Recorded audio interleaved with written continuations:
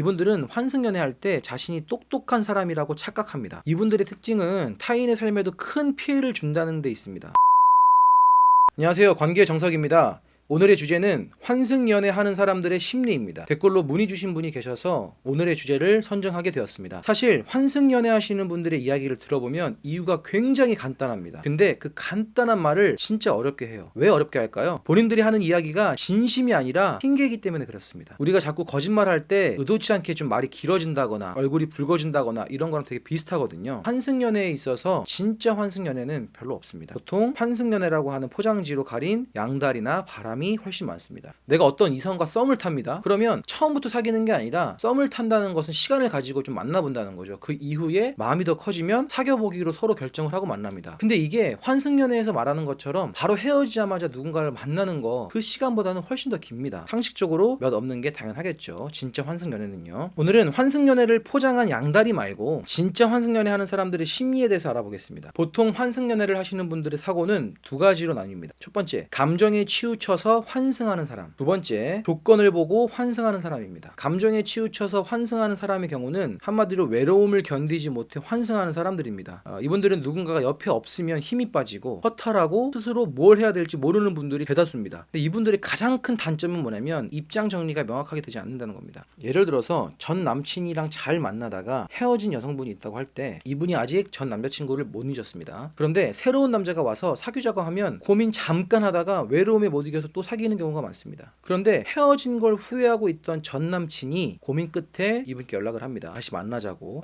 이분들은 아직 전 남친을 잊지 못한 상태였기 때문에 결국 새로 만나던 남자친구와 헤어지자고 이야기하고 돌아가게 됩니다. 그랬다가 또 전 남친이랑 이전에 헤어졌던 같은 이유로 싸우다가 결국 또 헤어집니다. 이런 상황을 반복하다가 자신이 복잡하게 관계를 만들어 놓곤 어찌해야 될지 몰라서 감당이 안 돼서 잠수를 하게 됩니다. 그렇게 잠수하고 나서 시간이 조금 지나면 또 외로워서 누군가를 또 만나고 이런 일들은 반복이 됩니다. 이런 분들은 둘 중 하나가 아니면 이 굴레를 끊어내기가 굉장히 어렵습니다. 하나는 자신이 정말 사랑하는 일을 찾아서 몰두하는 경험을 해보는 겁니다. 나 스스로도 내 인생에 투자할 때 빛이 나고 행복하고 희망도 느끼게 되고 연애할 때랑은 전혀 다른 어떤 만족감과 기대감이 남자친구나 여자친구가 없더라도 내 삶에 그런 것들이 있다라는 걸 경험해봐야 됩니다. 그리고 다른 하나는 이성한테 크게 데이는 겁니다. 외로워서 만났던 사람이 자신의 인생을 송두리째 나락으로 떨어지게 하는 경험을 한번 하고 나면 보통 이제 어린아이가 불이 무서운 줄 모르고 다가갔다가 뜨거운 온도에 데이면 되게 무서워하잖아요. 그런 것처럼 깜짝 놀라서 다시는 그런 일들을 하지 않으려고 노력합니다. 하지만 이분들의 안타까운 점은 불이 무섭다는 것은 알았는데 물이 무섭다는 건 또 경험하지 않고는 알지 못합니다. 그래서 계속 외로움에 누군가를 의지하려고 하는 습관이 남아있는 분들입니다. 그러면 결국 남들이 보기에는 비슷한 유형인데 자신만 모르는 상태로 또 이성한테 당하고 힘들어하는 거죠. 이분들은 좀 안타까운 게 환승연애를 할 때 자신의 실속을 하나도 챙기지 못하고 그냥 외로워서 환승하게 되시는 분들이 많습니다. 그리고 두 번째, 조건을 보고 환승하는 사람입니다. 이분들의 심리를 한마디로 정리하자면 내 인생을 역전시킬 사람은 누구일까입니다. 이분들은 우선 마음을 100% 준다는 것 자체를 모르는 분들입니다. 무슨 대화를 하든 사람의 배경과 조건, 물질 등의 엄청난 동기부여가 되는 사람들이고 사랑과 우정, 진심 같은 것들은 마케팅 수단 정도로 기억하지 전혀 공감하지 못합니다. 이분들은 환승연애할 때 자신이 똑똑한 사람이라고 착각합니다. 오히려 감정에 휩쓸려 다니는 사람들을 보면서 저러니까 인생이 저 모양이지 라고 교만을 떠는 사람들이에요. 이분들의 특징은 타인의 삶에도 큰 피해를 준다는 데 있습니다. 특히 배우자가 생기거나 자녀를 낳는다면 배우자와 자녀에게 굉장히 안 좋은 영향을 줍니다. 하지만 이게 안 좋은 줄 모르고 현명한 가르침이라고 생각을 해요. 이분들의 경우에 모든 관계를 조건을 우선으로 하기 때문에 만나는 사람의 직업, 배경, 집안의 조건이 훌륭하면 그 사람들 앞에서는 자기의 자존심은 중요하지 않습니다. 자존심은 자신보다 가지지 못한 사람들한테만 부리는 것이고 자신보다 많이 가진 사람들한텐 자존심 없는 게 당연하고 상식이라고 생각하는 분들이에요.